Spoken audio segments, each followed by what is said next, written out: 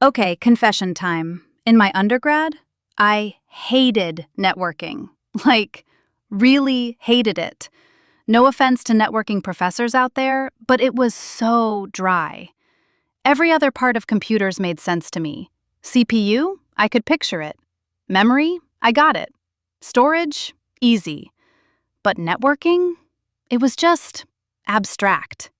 Packets, protocols, OSI layers. My brain just couldn't picture it.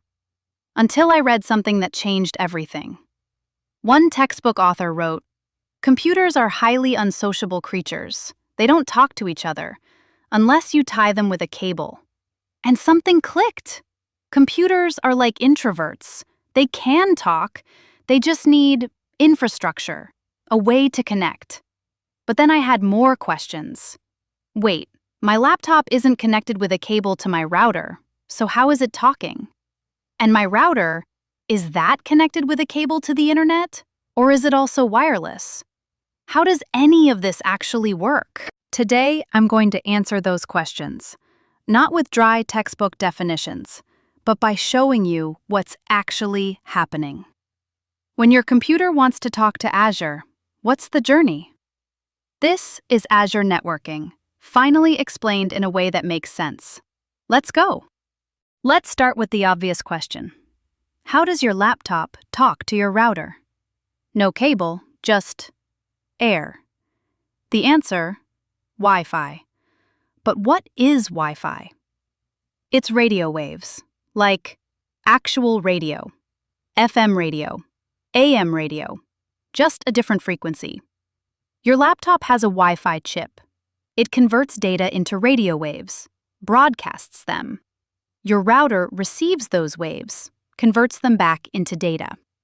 So your computer is tied to your router, not with a cable, with invisible radio waves filling your room right now. Wild, right? Okay, but what about your router? How does it connect to the internet? This one usually is a cable. That cable plugged into your router? The one from your internet provider?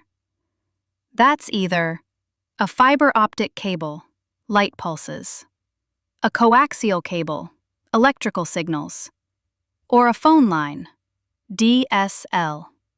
So your router is tied with a cable to your internet service provider's network, to their equipment, to their cables, and eventually to the entire internet. So the author was right. Computers don't talk without being tied. Some ties are cables, some ties are radio waves, but they're all ties, all infrastructure, all physical connections. Now here's where it gets interesting. Your request leaves your router, travels through your ISP's network, and needs to reach Azure. How? Through the internet backbone, massive fiber optic cables, some underground, some underwater, connecting continents. Remember Phil's story?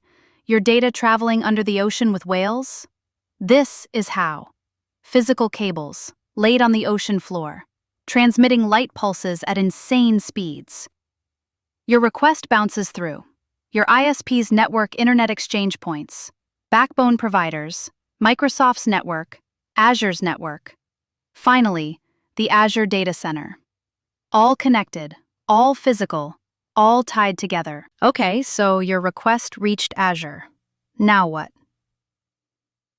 Inside Azure, there's something called a virtual network, or VNet. Think of it like this. Virtual networks, or VNets, are like virtual office buildings. They create isolated spaces where your Azure resources can communicate. Inside a VNet, you create subnets. Subnets are like floors. You might put web servers on floor 1, databases on floor 2, admin tools on floor 3. Same building, organized by function. And network security groups? They're like security guards. They control which floor can talk to which floor, which external visitors are allowed in, which ports are open. Block everything by default. Allow only what you need. That's Azure Virtual Networking. VNets equals buildings, subnets equals floors, NSGs equals security guards. Simple, right? Networking isn't mysterious anymore. It's just organized connectivity. Virtual buildings for virtual computers. And this is what finally made networking click for me. Networking isn't abstract. It's just connections. Physical connections, Wi-Fi radio waves, Ethernet cables, fiber optic cables, undersea cables. Virtual connections, VNets, subnets, network security groups, virtual spaces for virtual machines. Same concepts, different layers, but it all comes down to computers want to talk, and we tie them together so they can. So remember, computers are highly unsociable creatures. We tie them together, physically and virtually, so they can talk.